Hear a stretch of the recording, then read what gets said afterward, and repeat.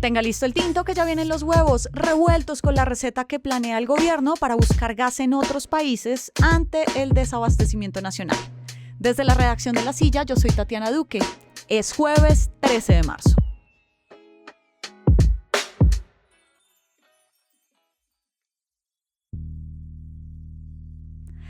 Tal y como si fuera el efecto mariposa, una decisión del gobierno de Estados Unidos terminó de sepultar la posibilidad de que Venezuela le importara gas a Colombia. El negocio iba lento, pero la estocada final fue la advertencia gringa de imponer sanciones a otras empresas que hicieran negocios de gas y petróleo con el régimen de Nicolás Maduro. Ahora Colombia sale a buscar quién le pueda vender gas. Después de meses de pelea con el sector, el presidente Gustavo Petro aceptó que le toca hacerlo porque no se puede cubrir la demanda interna. La opción de Qatar al otro lado del mundo es viable en los cálculos del presidente. La cuestión es que hay que buscar quién nos venda gas al menos por los próximos 5 años. Hoy hablamos de quiénes pueden hacerlo. Camilo Garzón cubre esta movida energética para La Silla. Gracias por volver por acá. Gracias, Tati, por invitarme.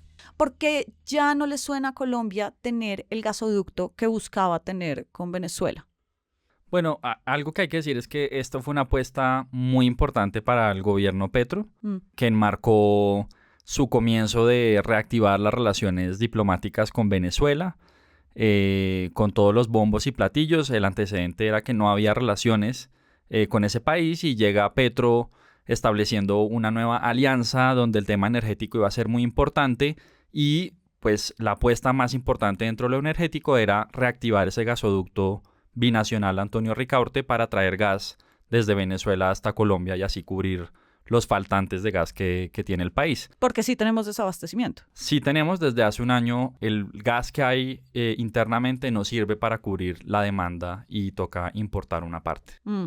Ahora, todo iba bien en ese negocio hasta que la decisión del gobierno de Donald Trump lo para, ¿o cómo venía ese negocio hasta ahora? Realmente se fue desinflando cuando Ecopetrol, la empresa que iba a hacer el contrato con PDVSA o que tenía el contrato con PDVSA, empieza a revisar en detalle el estado de ese gasoducto y se empiezan a dar cuenta que efectivamente el gasoducto no funcionaba en muchas partes, había sido vandalizado por la mala gestión de PDVSA y de hecho a pesar de que había sido construido en el 2007, desde el 2015 no funcionaba. O sea, 10 años sin que pudiera pasar gas por ahí. Exactamente. Entonces, Ecopetrol empieza a darse cuenta que va a ser muy costoso, que tiene que hacer unas reparaciones.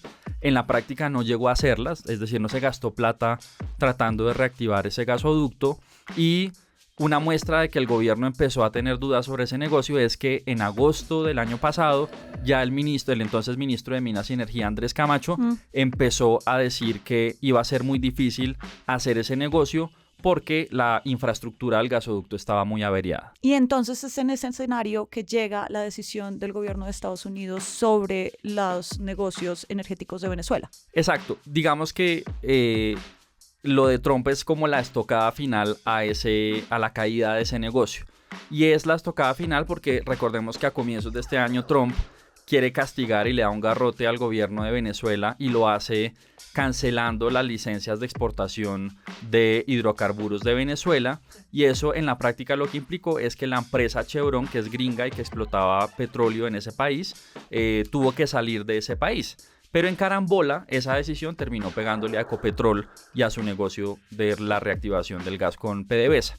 Lo hace porque tiene la potestad de sancionar a otras empresas que reciban petróleo o gas venezolano y Ecopetrol, temeroso de esas sanciones, decidió finalmente bajarse del negocio, como lo anunció el presidente Ricardo Roa recientemente cuando hizo la entrega de resultados de la empresa y dijo que mientras estuvieran activas las sanciones del gobierno estadounidense sobre Venezuela, Ecopetrol no iba a hacer ningún negocio con PDVSA. O sea, Ecopetrol se da cuenta que podía perder más negocios que los que podía retener si continuaba con el gasoducto.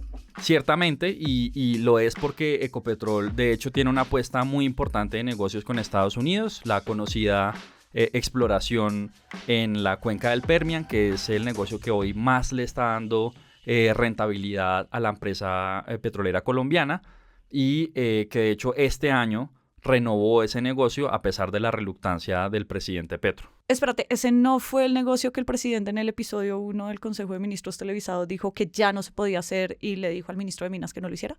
Sí, públicamente él bravuconeó, dijo que ese negocio no iba, pero lo que nos han dicho fuentes es que internamente él sí dio el aval antes del Consejo de Ministros para que Ecopetrol hiciera ese negocio con Oxy, en parte presionado por el presidente de la empresa, Ricardo Roa, que le ha insistido mucho a Petro que tiene que hacer ese negocio de explotar con fracking en Estados Unidos porque de eso dependen mucho las finanzas de la petrolera.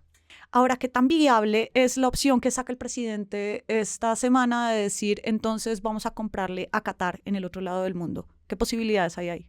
Bueno, eso es una idea que se sacó del bolsillo Petro esta semana, la dijo en Twitter, nunca la había mencionado antes y que probablemente refleja algo que se habló cuando hizo a comienzos de este año Petro su viaje a ese país, pero los expertos lo que dicen es que no es cierto que Colombia pueda importar gas más barato desde Qatar, porque traerlo desde allá es traerlo desde el otro lado del mundo. Eso es un poco obvio. No solamente por eso, sino que gran parte del costo del gas, de hecho se calcula que el 50% del costo final de la tarifa del gas viene por el proceso técnico que implica traer el gas desde otra parte del mundo en buques donde tiene que ser pasado al estado líquido y luego regasificado en plantas locales para después llevarlo al abastecimiento nacional. Entonces, solo eso ya incrementaría el 50% de la tarifa sin contar con los costos del transporte, que es muy lejos, y incluso es una opción muy mala ambientalmente, ¿no? ¿Por qué? Porque la huella ambiental que producen estos buques llevando metano desde tan lejos en el mundo se ha calculado como muy dañina. Incluso es más o menos igual de dañina a transportar carbón. Entonces, no es bueno ambientalmente, no hay una idea clara de que pueda salir más barato trayéndolo de Qatar. Y el presidente Petro dijo mucho una idea y es que él iba a Qatar a buscar unos precios razonables del gas. Y lo que los expertos dicen es, no hay tal cosa como precios razonables del gas. Hay precios de mercado, unos más altos, unos más baratos. Y realmente, si de verdad importar gas de Qatar fuera más barato, ya los privados lo estarían trayendo desde Qatar. Si Claro. no lo han hecho ellos es porque definitivamente no es un mejor negocio que traerlo de Trinidad y Tobago y de Estados Unidos, donde se está trayendo actualmente. ¿Y cuáles son las salidas inmediatas, Camilo? Porque el presidente insiste en que hay una especulación de precios con las empresas privadas, los gremios dicen que no, pero en medio de esa pelea el presidente dice que tenemos suficiente gas. Eso fue en enero, estamos a marzo y ya el presidente pues habla de traerlo. Al final de cuentas, no tenemos gas.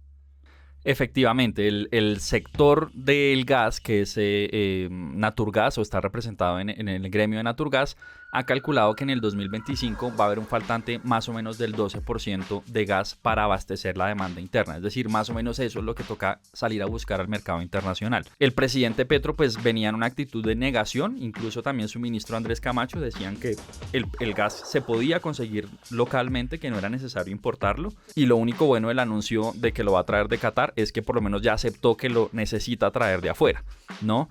Pero realmente para hacer eso va a tener que hacer unas inversiones de infraestructura que de hecho Ecopetrol ya empezó a hacer. Recientemente contrató con una empresa que nadie conoce que se llama Piosas la construcción de una planta regasificadora en el Pacífico, precisamente para poder traer el gas que viene de afuera, porque ya la regasificadora de Cartagena se usa o está copada para los propósitos de el abastecimiento de las térmicas. Pero eso, lo que nos dicen expertos como el exministro Amílcar Acosta, es que eso va a tomar mínimo 18 meses. Es decir, de aquí a 2 años, el país no tiene realmente un plan serio para abastecerse con ese faltante de gas que necesita para atender la demanda interna. Al final de cuentas se le tiene, pero se le demora. Se le tiene, pero se le demora. Y la otra alternativa, que es dejar de importarlo y autoabastecernos, también está demorada y va a depender mucho de que el pozo Sirius, que es uno de los yacimientos más importantes que se ha descubierto recientemente, entre en operación. Se estima que ese pozo pueda triplicar la disponibilidad de gas nacional, pero los expertos calculan que ese pozo solamente entraría en operación hasta el 2030. Es decir, tenemos una ventana de 5 años con una situación de abastecimiento de gas muy crítica. Camilo, gracias por tus luces sobre cómo vamos a buscar gas. Gracias por invitarme, Tati. Y arranca el día con estas movidas. El Ministerio de Salud ignoró el estudio de un equipo interno que por más de una década calculaba la plata que se gira por afiliado, la famosa UPC. Luego, no les renovó el contrato a varios de los miembros de ese equipo y reubicó a otros. Algunos llevaban hasta 10 años en la entidad. El análisis de esos técnicos era que la UPC debía subir entre el 10 y el 14%, pero al final el ministerio la subió solamente 5,4%. Lea la nota en lasillavacía.com. Toda la movida de poder está al aire en nuestra página, en las redes y en el en vivo. Y por acá cada mañana estará servido su desayuno político favorito. Con la producción de Sofía Angulo, Fernando Cruz, Juana Rubio Tovar y Tomás Osorio, yo soy Tatiana Duque. Nos escuchamos mañana.